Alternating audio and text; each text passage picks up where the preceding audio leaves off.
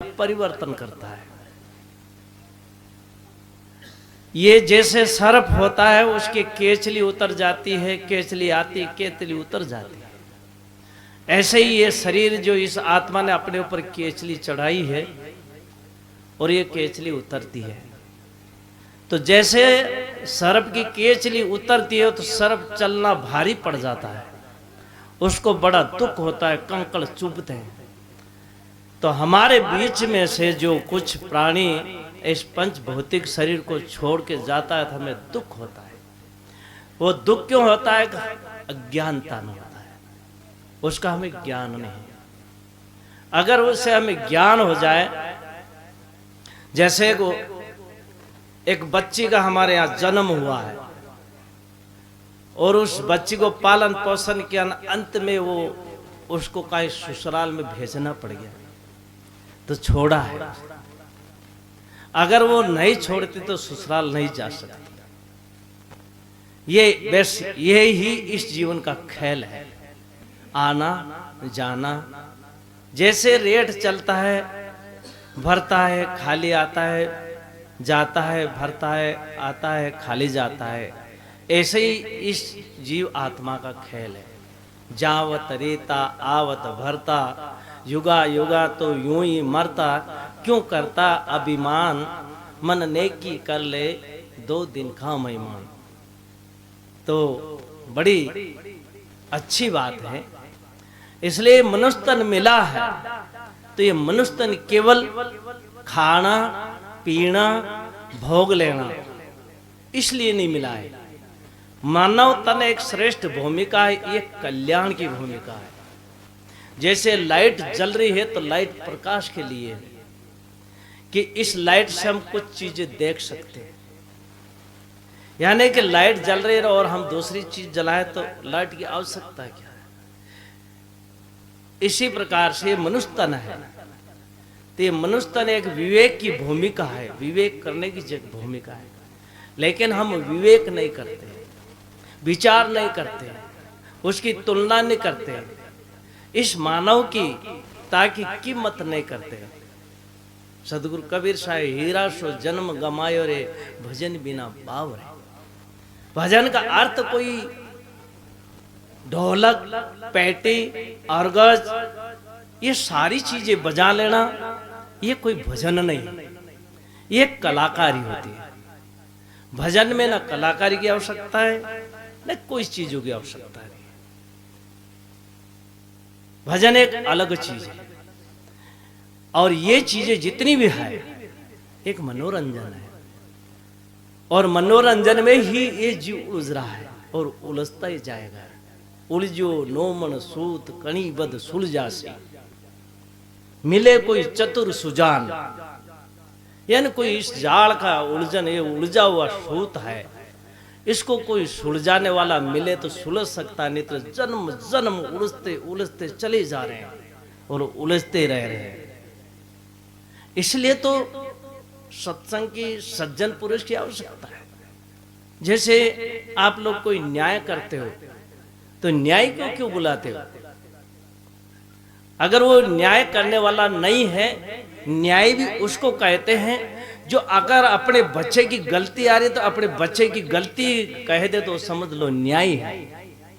अगर वो अपने बच्चे की पक्ष ले रहा है तो समझ लो वो न्याय नहीं है। इसी प्रकार से इसलिए सद्गुरु का संगति कर साध की, सज्जन की संगत की आवश्यकता है। जब तक हम सज्जनता की संगत नहीं करेंगे तब तक हम सज्जनता नहीं आएगी। ये सब कुछ बना लेना ये कोई बड़ी बात नहीं है।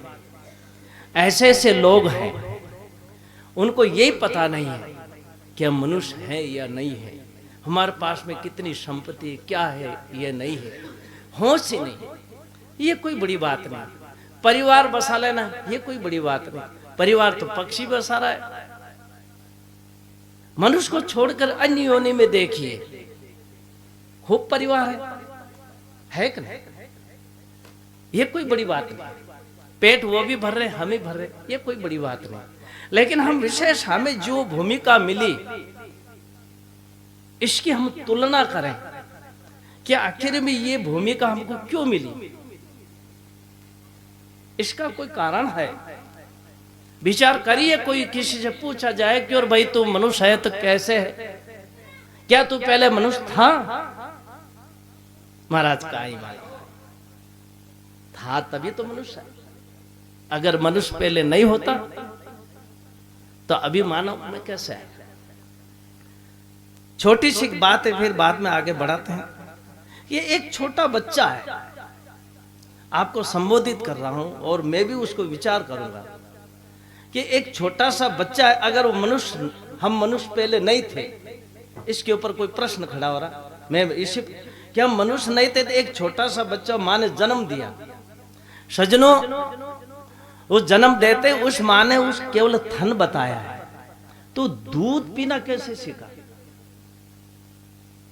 वो तो 2 दिन का ही था, लेकिन उसकी माँ ने ऐसे थन बताते वो दूध कैसे चूसना लगा। इसका मतलब ये है कि इसके साथ में, इस जीव के साथ में पहले ये संस्कार है, और उस समय में जो जन्म देती मां और दाई मां होती है उसके ऊपर स्वतः शोषण इंद्रिय खड़ी हो जाती है, लेकिन उसकी इंद्रियां काम नहीं करे, लेकिन फिर भी उसको स्पर्श होते ही शोषण इंद्रिय खड़ी हो जाती है। इसका मतलब उसके अंदर भोग के संस्कार है, इसलिए वो शोषण इंद्रिय खड़ी हुई। फिर और आगे चलते हैं। एक बकरी का बच्चा है, एक बंदूक चलाई है, वो डरता है। उसके अंदर डर के संस्कार कहां से है? वो डर के संस्कार इस मनुष्य तन में है। कैसे? बेटा हाउ आ जाओ खाओ। किसने डर भरा है? अपनों ने भरा है। तो ये प्रमाण है। ये मनुष्य तन अगर मनुष्य पहले नहीं होता तो ये संस्कार कहां से आते? मनुष्य पहले भी थे, आज भी है। गधे भी थे, आज भी है। सूअर भी थे, आज भी है। पहले मैं तो कई बार कह दिया, मैं घोड़ा भी था, ऊंट भी था। तो घोड़ा कैसा था? मैंने कभी कभी घोड़ा जैसा ना था, तो घोड़ा के संस्कार ही थे। है? तो गधा कैसे? तो मैं बहुत बोझा लाद रहा हूं, तो ये गधा ही तो है। लेकिन ये इस मनुष्य तन में आप पर कर सकते हो, और जगह नहीं है मेरे प्यारे। ये गद्दा बिछा लो, पशु भी बैठ जाएगी, इसमें कौन बड़ी बात नहीं। शोर भी आके बैठ जाए, कुत्ता भी आके बैठ जाए, तो हम गद्दे पे बैठ गए, कोई मनुष्य थोड़ी क्या हो गया। कपड़े अच्छे पहन ले, कुछ भी अच्छे पहन ले, मनुष्य। कलाकार हो गए हम बाहर की चीजों के, लेकिन जब तक हमें हमारी खोज नहीं करी तब तक हम कलाकार नहीं है।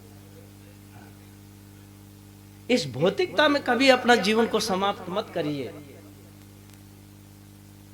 अपन जिस लिए आए हैं उस जीवन को सफल बनाओ। इसलिए तो गुरुदेव ने कहा, सतगुरु वचन सुनो हो संतो, मत लेवो सिर बार, हो हाजुर ठाड़ा कहत, अब तो समार समार, अब तो संभल गए। ये मनुष्य तन में आया, अब तो समार समार समार, यानी अब तो संभल जा। अभी भी नहीं संभल रहा। कैसे? एक थोड़ा और बात, ये खेत में हमने वो खेत के अंदर कुछ है ना, एक सुराग मिला कि इधर से कुछ लील गाय घुसी है, तो एक थोड़ा सा नुकसान मिला अपने को। अगर उस टाइम में जो घुसने का रास्ता उसको बंद कर दे तो नुकसान हो, लेकिन हम कहा अरे कोई बात नहीं, दूसरी बार घुस के तो पूरे खेत को। अब उस सुराग को बोलने से क्या होगा? इसी प्रकार से हमें जीवन मिला है, तो कुछ अपना जीवन को सफल बनाए। ठीक है, ये जो है आज का बादाम बाई अपना पंच भौतिक शरीर छोड़ के गई। उनके उपलक्ष्य उनके बच्चों ने, उनके परिवार, उनके पतिदेव, अब वो तो गई है, वो आत्मा तो गई अपने के बीच। अब जो भी कर रहे हैं, अब हम